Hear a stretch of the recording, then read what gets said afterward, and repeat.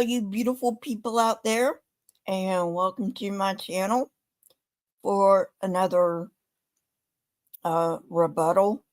This is going to be another pagan invasion rebuttal. And I could go ahead and give you the lowdown on Halloween and where it comes from and all that good stuff right up front. But I have a feeling that I'm going to be doing it over the course of the video. The person who uploaded this stuff uploaded it unedited, and they uploaded it so people like me could make comments on it. And I'm doing this because the same thing's happening today. Perhaps in a different format, but it's happening. I'm living in 2025 in America, and I guess I don't need to tell you any more than that. If you need any more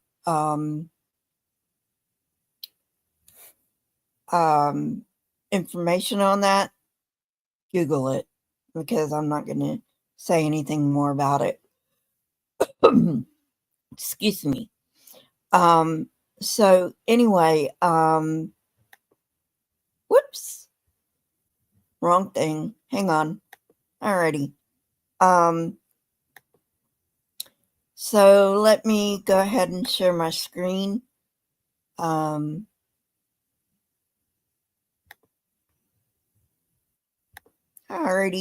Make sure you can see it, because if you can't see it, you can't hear it. Alrighty. This is actually the first in the sequence of the pagan invasion. And you can see how Christians really lost their shit about this. I think I'm over the limit where I won't get demonetized for that. So anyway, so let's see where they get it wrong. And spoiler alert, just like all these pagan invasion quote unquote documentaries, there's going to be a lot of disinformation. Anyway, meaning I'm going to have to butt in a lot and give you the real information. Alrighty, let's move.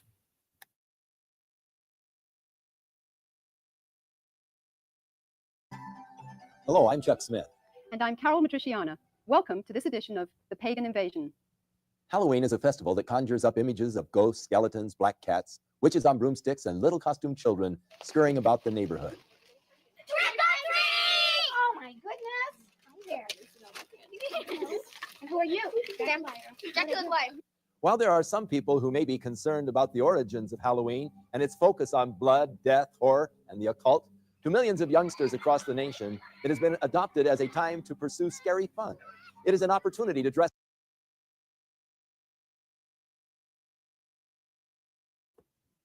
I don't know of anyone who focuses on blood, death, horror, and the occult at Halloween. It's just a fun way to get your giggles and candy if you're a youngster. Yeah, and they're the time when a lot of scary movies come out, but I mean, what are you gonna do? You know? Anyway, moving on.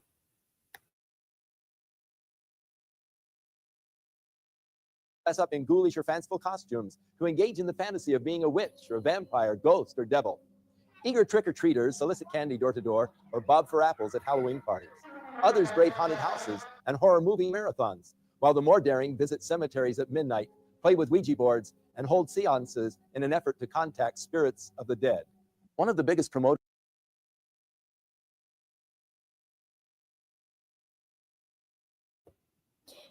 Okay, First of all, you don't need Halloween to do that. Plenty of people go to cemeteries at night and it ain't Halloween. Plenty of people play with Ouija boards throughout the year.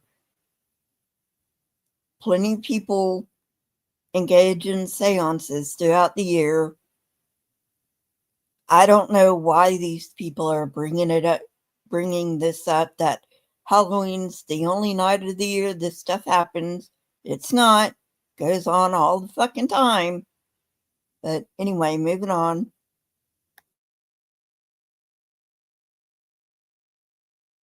Promoters of Halloween is the public school system. School-sponsored Halloween-themed activities often include dances, costume contests, carnivals, and arts and crafts projects. Education officials admit that more effort is usually put into the celebration of Halloween than any other holiday, including Christmas and Easter. Is the stimulation of a child's sense of fun and fear all there is to Halloween, or is there more? For many entrepreneurs, Halloween is big business, a major promotional event used to bring in billions of dollars worth of revenue.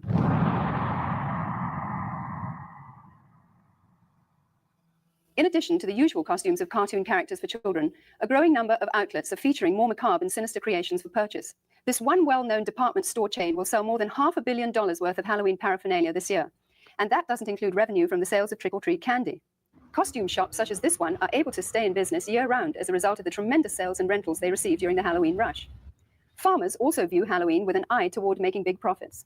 Pumpkins are a traditional Halloween accessory used by households nationwide as jack-o'-lantern decorations. This one Southern California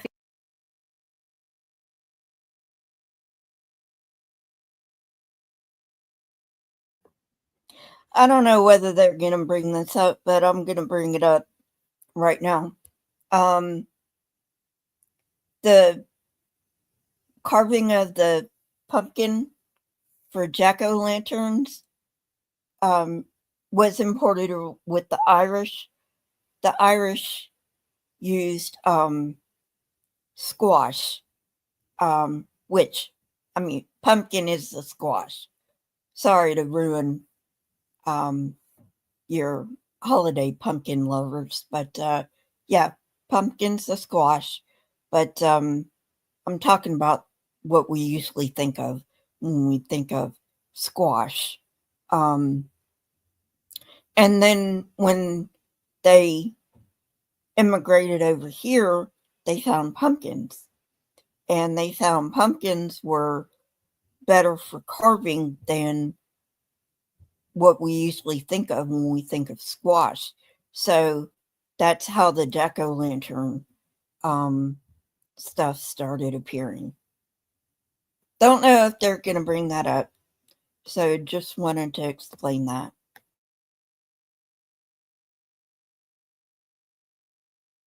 Field of only 164 acres will yield nearly $250,000 to its owner. Halloween is manipulated by the promoters of horror movies and videos as a major marketing opportunity. While horror films used to be synonymous with B-movies and considered the conventional look,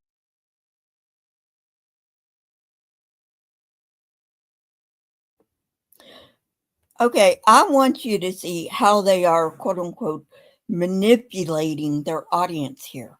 Okay? See what I did there? Manipulating. Okay, because they're saying that people manipulate other people.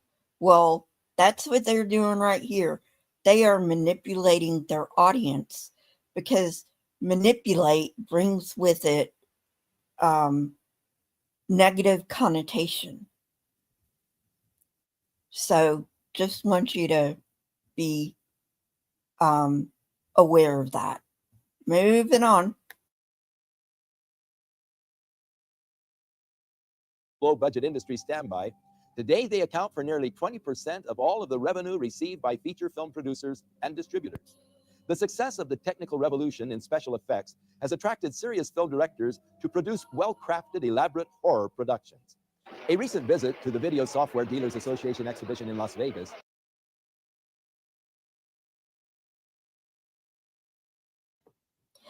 Okay, the reason this looks so bad, I should tell you, is because it was made in the 80s, I believe. Maybe early 90s. And that's what things looked like back then. That's how television looked like back then. Very washed out. So, when they're talking about movies, they're talking about stuff like Texas Chainsaw Massacre, which I watched it and I was very disappointed. I thought it was going to be scarier than it was, but it just made me laugh at how horrendous it was and trying to scare the living bejesus out of me.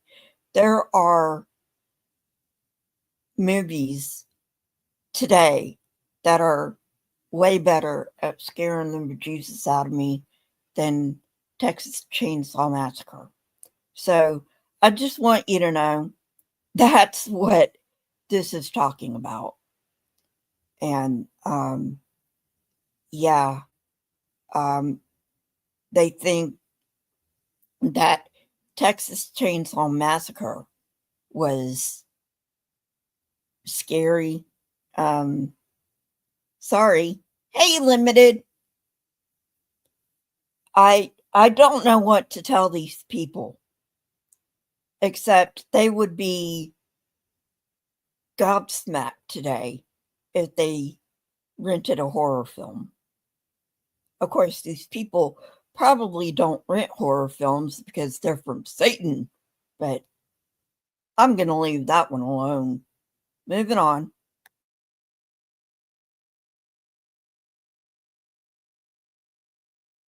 Showed that the two biggest selling artistic genres were pornography and horror. Hollywood is continuing to capitalize on society's growing craving.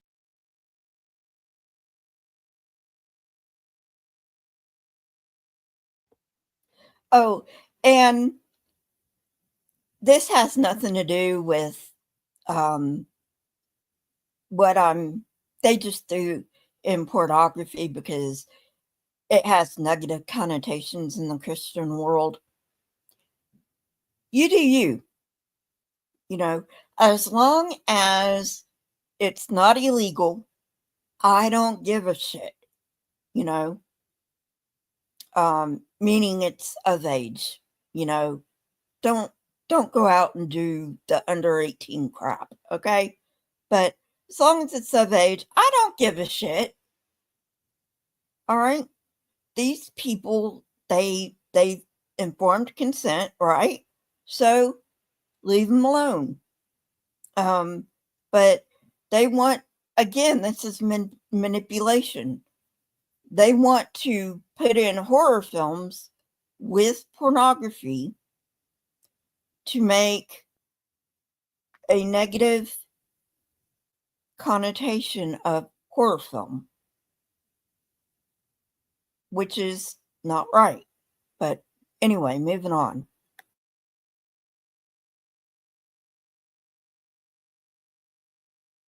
For the occult and demonic.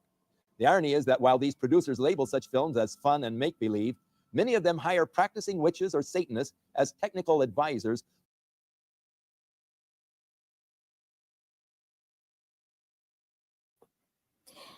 Not that I know of.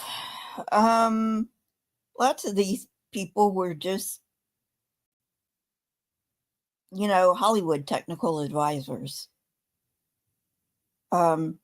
Then, of course, if you ask these people, Hollywood technical advisors would be Satanists and witches and all that crap. But anyway, yeah. By the way, the Hollywood is full of Satanists has already been debunked. It's probably going to be somewhere in this series. But anyway, moving on.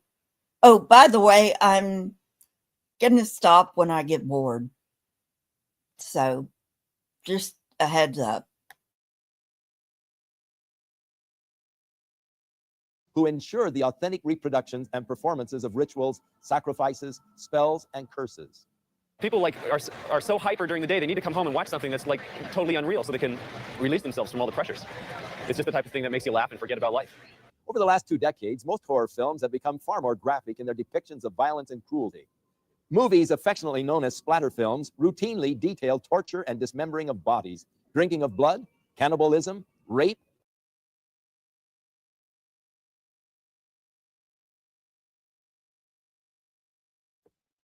Not back in the 80s, they didn't, you know, and the quote unquote drinking of blood was probably grape juice. I mean, come on. But no, in the 80s, not even. I mean, they don't even do the blood thing now. I mean, maybe they do, but with fake blood. You know what I mean? So, no. Okay, I'm gonna fast forward a little bit.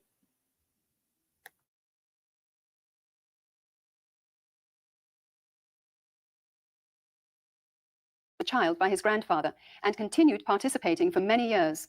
I recently asked Glenn about his involvement and the importance of Halloween to the occultist. Well, my involvement in satanic worship was I was involved in it as a child. Of course, I was a generational Satanist, what they call a generational Satanist, and what that means.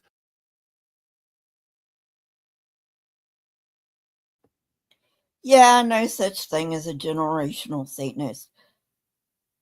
These people were paid to be on TV, so take anything they say with a grain of salt. No such thing as a generational Satanist. Okay? That's just bullshit. Bullshit! Fucking bullshit! Alright, moving on.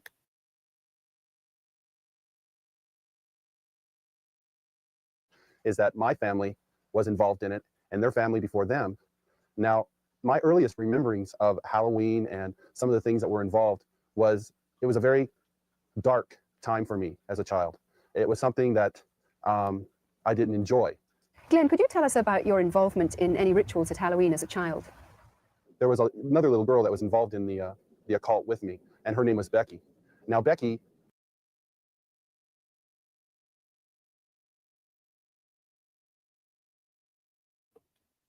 Yeah. Gonna have to call bullshit on that one too. Where is this Becky? Can we talk to her? You didn't bring her on the show. You didn't tell us her last name. Of course, if we did ask him her last name, he'd probably say, "Oh, Becky Jones." Oh, thanks for that. But anyway, yeah. Bullshit. Moving on.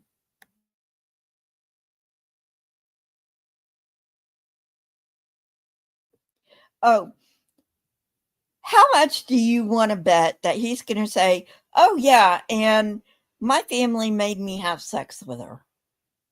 What do you bet is going to be in this story? I don't know. I'm just guessing based on what I see from these people.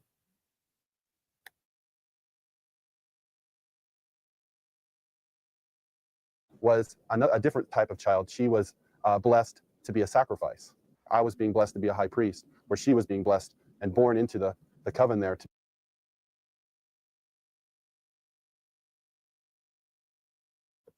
Yeah, doesn't happen ever. Ever. Okay, there are criminals that say they're Satanists, but honest to God, they use that as an excuse. You know, they aren't criminals because they're Satanists. They're Satanists because they're criminals. In other words, they use Satan as an excuse. All right. I'm going to go on a little bit because, like I said, I'm getting a little bored and I want to get at least to 30 minutes. So, going to go a little ahead.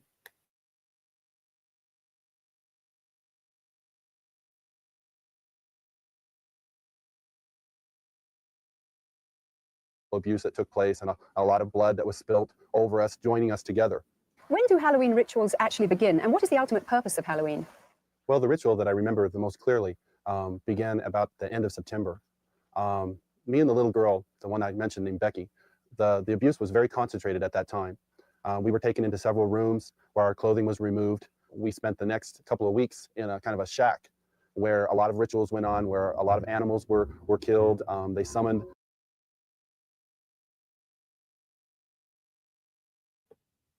Yeah, notice he doesn't get into any specifics.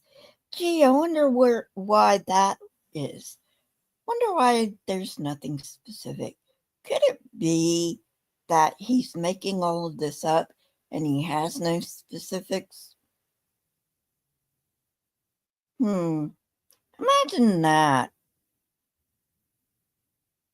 But anyway, yeah, I'm getting bored with this. So, let me tell you where Halloween comes from. The real story of Halloween. The Celts,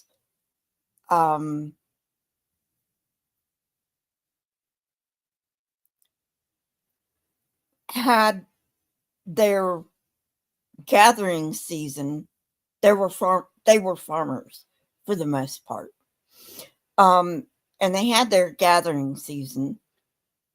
And by October 31st, their gathering season was complete. And so on October 31st, they would have this big celebration because the gathering season was complete, and hopefully they would have enough to last them until the next growing season came. And so October 31st was called Samhain. Now, it's not spelled Samhain. Probably in Celtic, it was Samhain, but it's spelled Samhain. And some people, because they don't know it's pronounced Samhain, pronounce it Samhain. Anyway, so if you ever hear that word Samhain, it's actually Samhain. Getting back on track. So the Catholics, they were really smart in converting non-Christians because they knew that you couldn't just wipe all of the holidays away. People were going to celebrate no matter what. So they took November 1st and made it All Saints Day. And then they made October 31st All Saints Eve, which is also known as All Hallows Eve, which eventually was shortened to Halloween. So that's where we get Halloween from. So it was originally Samhain, which was a Celtic holiday. And remember, the pagans have no such thing as Satan in their mythology. They just don't. Which is why this is all just a bunch of hooey. And then the Catholics said, well, we're going to adopt it and make it Halloween, because Samhain was the high holy day for the Celts. There was no way in thought that the Celts were going to stop celebrating. Just no way. So the Catholics adopted it. And that's how we get Halloween today. So the next time somebody tells you, and I don't know how common it is today, but the next time somebody tells you, oh, Halloween is the devil's holiday, you can tell them, no, it's fucking not. You need to go read a fucking history book. So anyway, well, I didn't quite make it to 30 minutes, but 26 is okay. So anyway, I will talk to you guys later.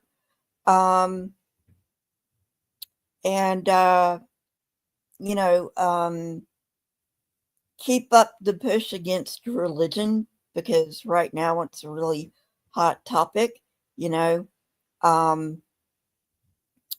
and don't be discouraged. That's what they want. Don't give it to them. Alrighty, folks. Well, thank you for coming, and I will see you sometime soon. Goodbye.